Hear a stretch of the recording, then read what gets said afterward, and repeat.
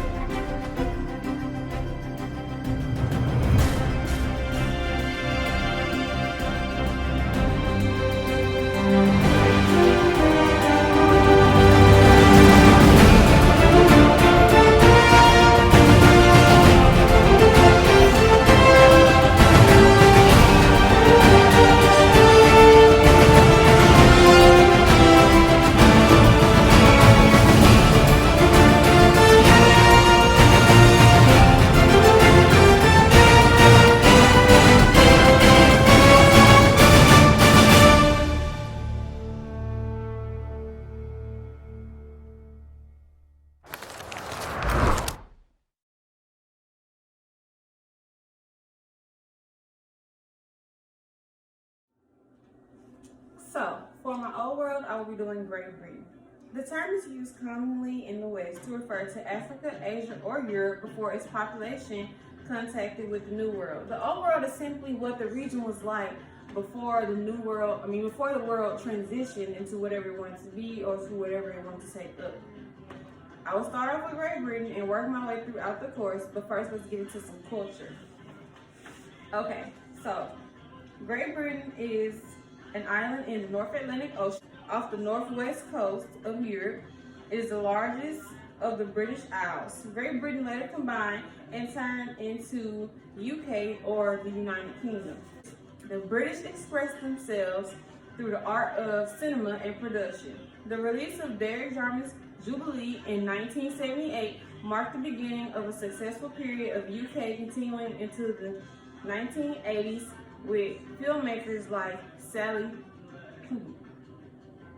As far as music, globally developed by British acts include pop, rock, as well as Afro funk, new wave, acid jazz, neo soul, trip hop, and dubstep. Rock and roll became entrenched in the UK and influenced the biggest band known to history from the 1960s to the 1970s, the Rolling Stones. I have their song playing Painted Black in the background. Also taking the world by surprise, the Beatles in the early 1960s, leading the British invasion, securing British performers a major place in the development of pop and rock music. Christianity is the majority religion, followed by Islam, Hinduism, Sikhism, Judaism, and Buddhism. British cuisine is the heritage of cooking traditions and practices. Sunday roast with potatoes and veggies was a popular dish along with the famous and infamous fish and chips. British wore regular clothes, but their academic dress, known as the Groves Association system, was one that stood out the most to me. There's a distinct difference between the types. They had gowns, hoods, or caps, and they were all categorized into shapes and patterns. So it's like, think of middle class, high class, low class, but with your dress, your academic dress. You had different types of hats, different types of shoes or whatever, different types of caps and different type of gown to put you in a different bracket with other people. That makes sense. Getting into this journey, the British kept most of their customs and brought them with them along throughout Africa and later into Barbados. But we'll talk about that soon.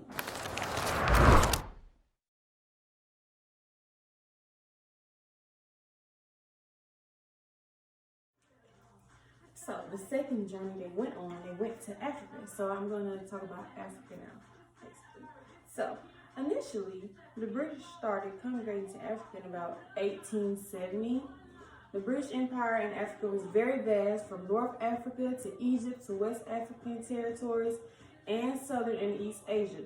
Depending on what area of Africa you dwelled in, your government was typically a little bit different. But today we discuss South Africa. Boers, British, and the Zulu, hey, I marched in the Zulu parade before, interesting, are some things that caught my attention. British wanted access of South Africa because of the trading with India. So they basically just went in and was like, we're taking all y'all land right now because we need this to manufacture and import goods and stuff. How you just gonna come in my house and take my stuff, right? Anyways, from the 1860s to the 1880s, the fight for the region increased because of diamonds and gold. The Boers hated this because they wanted a simple life, and the British were simply turning their land into industrial styles of life, and they didn't want that. The Boers hated the Native American and wanted them to be treated as slaves, whereas the British believed that Africans should possess rights. Go figure. This created the war with the African people and ultimately broke Zulus. This granted them low-paying jobs after the Boer War of 1899 to 1902. The black African majority didn't indulge in full rights in South Africa until 1990 though. So imagine like back in the day when we couldn't vote, black people couldn't vote and stuff. This is basically what this is talking about. Moving along, we're going to get into the culture of Africa, which is personally my favorite topic. So, South Africa is often referred to as the Rainbow Nation because of its many diverse cultures and religions. South Africa is black majority, and among these people, traditions survive, but the moment that they were westernized, aspects of traditional cultures began to decline. Lifestyles mostly mimic those of Western Europe, North America, and Australia. Interesting. So let's talk about Africa's art, music, food, religion, dress. As you can see, I have My Power On by Beyonce in the background because she kind of mimicked the African descent, rhythms, and different words, like the way she used it, and I really like it. So hope you enjoy it. My Power, yeah. So most South African pieces are dated to about 7,500,000 years ago. Popular art includes cave paintings by the Coastal people and were later superseded by the Bantu. Is that where we get Bantu knots from? I feel it. Black musicians have developed a unique style called Kwaito, mostly seen or heard over the radio, television, and magazines. South African popular musicians include Johnny Clegg and Seether. Most African music consists of jazz and chaotic rhythms, with drums and other handmade instruments. They also express themselves through the games of football or soccer in that time, rugby, and cricket. Isn't that great? South African cuisine is heavily meat-based and offers a variation of the palate known as barbecue. They are the leading producers in wine across the world with the greatest vineyards. Mostly Christianity and Protestantism, along with small groups of Islam and Hinduism, are the religions that are ample throughout the region. The main clothing items include long skirts and aprons in beautiful printed or embroidered fabrics, beaded necklaces, bracelets, and anklets. A headscarf is traditionally worn by married women. Colors were associated with different beliefs. So they showed their culture through the way that they dressed. If you pay attention closely to the trailer, there are different colors and women with beads and headscarves showing their beliefs and how they use different colors, like purple being royalty, white being purity, stuff like that.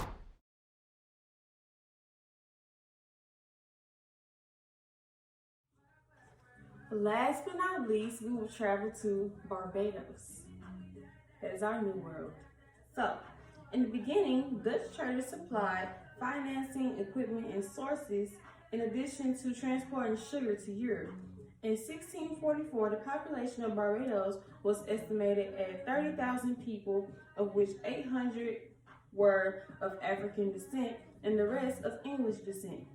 Most enslaved Africans brought to the country, that is the time period of 1627 to 1807, are some of 387,000 Africans shipped to the island against their will in overcrowded, unsanitary ships, which made the Middle Passage a synonym for barbaric horror.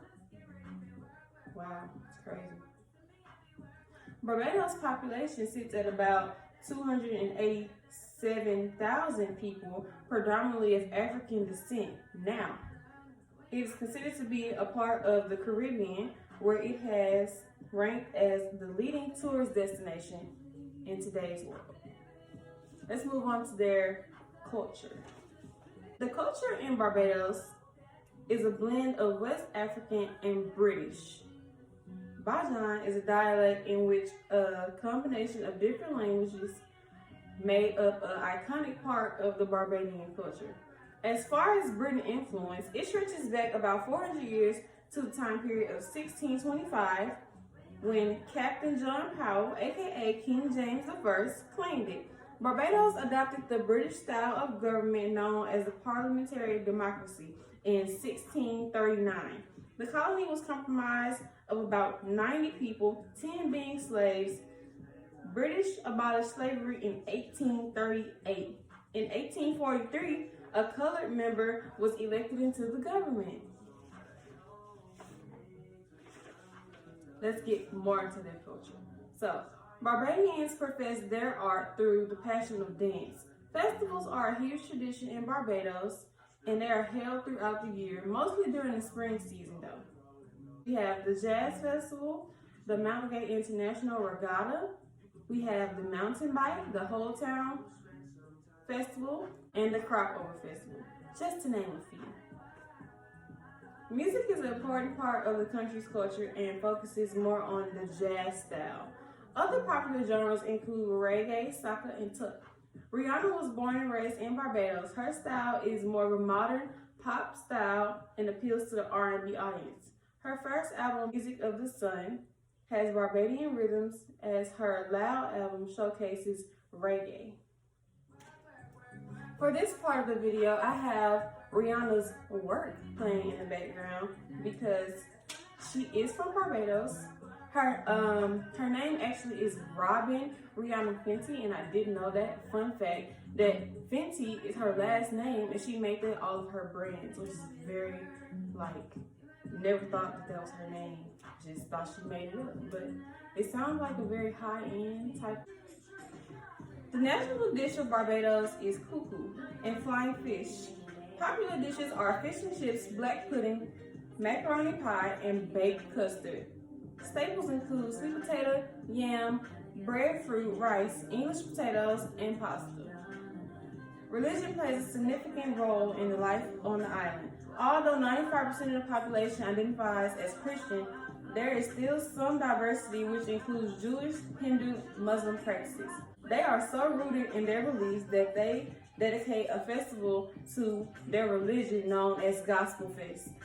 Barbadians are mostly seen in attire that we will wear daily. So they'll wear something like this on a daily. They only wear colorful and inventive costumes and headdresses in festivals. No, they do not walk around naked in their festival costume throughout the year. In conclusion, the movie Our Ancestors Odyssey was a complete success. It took me through many different walks of life. But I chose to go from my old world being Great Britain, my Africa being South Africa, and my new world being Barbados.